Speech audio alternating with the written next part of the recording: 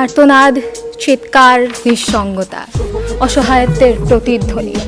উত্তর হতে দক্ষিণ, পূর্ব হতে পশ্চিম, মানুষের হাতে নেই হাত। আমি অবাক যখন চোখে ভাসে বৃদ্ধ পিতামাতার আর্তনাদ। হ্যাঁ মাননীয় সভাপতি, এই বিশ্ব ভূখণ্ডের অনেক বৃদ্ধ পিতামাতাই আজ অসহায়, অবহেলিত এবং নির্যাতিত তাদের নিজ সন্তান দ্বারা। মাননীয় সভাপতি, আজ কেন আমরা শুনতে পাই বৃদ্ধ পিতামাতার আর্তনাদ? আজ কেন আমরা দেখতে পাই তাদের অসহায়ত্ব, অবহেলা এবং নির্যাতনের হৃদয় বিদারক করুণ দৃশ্য? সেই কারণ উদ্ঘাটনের জন্যই আজকে আমাদের বিতর্ক। ধন্যবাদ মাননীয় সভাপতি আমাকে এই মহান মঞ্চে বক্তব্য প্রদানের সুযোগ দেওয়ার জন্য। বিতর্ক চলছে এবং আজকের বিতর্কের বিষয় নির্ধারিত হয়েছে বৃদ্ধ পিতামাতার প্রতি দায়িত্ব পালনে অবহেলার মূল কারণ সন্তানের মানসিকতা। বাস্তবতার প্রেক্ষাপটে আমি এবং আমার দল এই বিষয়টির বিপক্ষে অবস্থান করছি। অর্থাৎ মাননীয় সভাপতি, পক্ষদল আজকের বিতর্কের মঞ্চে যে প্রস্তাব টেনেছেন সেখানে তারা বৃদ্ধ বয়সী পিতামাতার প্রতি অবহেলার চিত্র তুলে ধরেছেন এবং যার মূল কারণ হিসেবে তারা সামনে এনেছেন সন্তানের মানসিকতাকে। ঠিক এই জায়গাটিতেই আজকে আমাদের বিরোধিতা।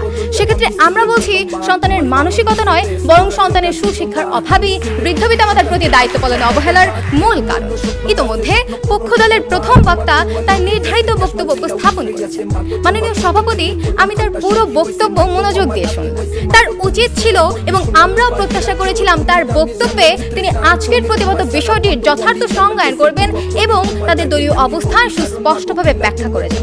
কিন্তু মাননীয় সভাপতি, অতি প্রত্যাশায় আমরা হতাশ হয়েছি। তিনি তার দলীয় অবস্থানের সুবিধা নেওয়ার জন্য আজকে অসম্পূর্ণ সংজ্ঞায়ন করেছেন, যা আজকের বিতর্কের মঞ্চে তাদের দলীয় অবস্থানের সাথে মারাত্মকভাবে অসঙ্গতিপূর্ণ বিধায় বিপক্ষ দলের হয়েও সেই অসঙ্গতিপূর্ণ অংশগুলো পুনরায় সংজ্ঞায়ন করছে। এক্ষেত্রে সন্তানের মানসিকতা বলতে আমরা বোঝাচ্ছি তার ব্যক্তিগত ধ্যান ধারণাকে, যা সম্পূর্ণভাবে নিছক একটি আপেক্ষিক বিষয়, এবং মূল কারণ বলতে আমরা বোঝাচ্ছি অনেকগুলো কারণের মধ্যে প্রধান কারণ। এ পর্যায়ে পক্ষ দলের বিরোধিতায় আমাদের তুলে ধরা সন্তানের সুশিক্ষার অভাব বলতে আমরা বোঝাচ্ছি তার পারিবারিক এবং সামাজিক মূল্যবোধ, ধর্মীয় অনুশাসন এবং নৈতিক শিক্ষার অভাব।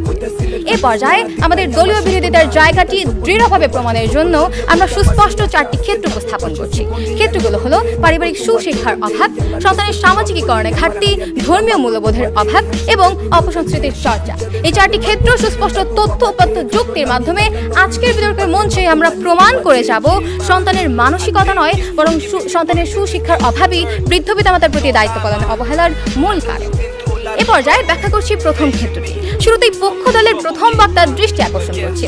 আপনি বলে গেলেন এমন একজন সন্তানের কথা যে কিনা মাদার্স ডেতে মায়ের সাথে সেলফি তোলে, ফেসবুকে পোস্ট করে এবং পরবর্তীতে সেই এবার মায়ের সাথে অসৎ আচরণ করে। আপনার প্রতি উত্তরে বলছি, লক্ষ্য করুন, মানসিকতা এমন একটি বিষয় যা নির্ভর করে একজন মানুষের পারিবারিক এবং সামাজিক অবকাঠামো, ধর্মীয় সুশিক্ষা এবং নৈতিকতার উপর। যখন এই বিষয়গুলোর প্রত্যক্ষ এবং পরোক্ষ অভাব পরিলক্ষিত হয়, ঠিক তখনই সন্তানদের দ্বারা বৃদ্ধ পিতামাতারা অবহেলিত হন। আর সেক্ষেত্রে আপনারা এই মূল কারণ হিসেবে আপনার মানসিকতাকেই দেখিয়ে গেছেন। মানে সভাপতি, লক্ষ্য করুন, একটু অতীতের দিকে নজর দিন, যেখানে একটি শক্তিশালী সামাজিক কাঠামোয় পরিবারের প্রতিটি সদস্য ছিল একই বৃন্তে সজ্জিত ফুলের পাপড়ির মতো, যেখানে পিতামাতাকে কেন্দ্র করে আবর্তিত হতো সন্তানের জীবনচক্র। অথচ মাননীয় সভাপতি, হতাশার চিত্র ঠিক তখনই দেখা যায় যখন এই পারিবারিক মিলবন্ধনের অভাবেই অমাবস্যার মতো অন্ধকার নেমে আসে বৃদ্ধ পিতামাতার জীবনে। মাননীয় সভাপতি, পারিবারিক সুশিক্ষা এবং মিলবন্ধনের এই প্রকট অভাবের কারণেই সন্তানরা বৃদ্ধ পিতামাতার প্রতি দায়িত্ব পালনের অবহেলা করে। মাননীয় সভাপতি, এই পর্যায়ে একটি তথ্যচিত্রে নজর দিন। ফ্যামিলি ফর লাইফ শিরোনামে ব্র্যাক কর্তৃক পরিচালিত একটি পরিসংখ্যানে উঠে এসেছে বর্তমানে বাংলাদেশের 28% পরিবার হচ্ছে যৌথ পরিবার এবং 72% পরিবার হচ্ছে একক পরিবার। নগরায়ন, কর্মসংস্থানের যোগান এবং সামাজিক বিলাসিতার প্রভাবে ধীরে ধীরে এই একক পরিবারের সংখ্যার হার বহুলাংশে বেড়েই চলেছে। মাননীয় সভাপতি, লক্ষ্য করুন, যখন একজন সন্তান দেখে তার বাড়ির বৃদ্ধ দাদাদেরকে ফেলে রেখে তার বাবা মা নতুন আরেকটি পরিবার গঠন করছে, তখন স্বাভাবিকভাবেই ওই সন্তান কিন্তু সেই শিক্ষাটাই গ্রহণ করছে এবং পরবর্তীতে সেও পিতামাতার ছত্রছায়া ত্যাগ করে একক পরিবার গঠন করছে। এরপর মাননীয় সভাপতি, ওই সকল একক পরিবারের ক্ষেত্রে আবার 67% পরিবারের বাবা মা উভয় কর্মজীবী, যাদের সন্তানদের 43% বেড়ে উঠছে ডে কেয়ারগুলোতে এবং বাকিদের বেড়ে ওঠা নির্ভর করছে বাড়ির কাজের মেয়েদের উপর।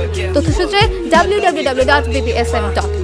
মানে সভাপতি, লক্ষ্য করুন, যখন একজন সন্তান জন্মের পর তার পিতামাতাকে আপন করে কাছে পায় না, যখন একটি পরিবারের প্রতিটি সদস্যের মাঝে পারিবারিক মিলবন্ধনে সুশিক্ষা প্রসারিত হয় না, যখন তাদের মাঝে কোনো রকম কোনো দায়বদ্ধতা কাজ করে না, ঠিক তখন সন্তানের মানসিকতা তো অনেক দূরের একটি বিষয়।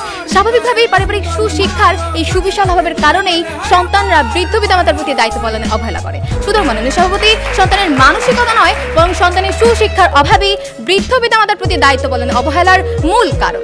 ধন্যবাদ মাননীয় সভাপতি, ধন্যবাদ সবাইকে।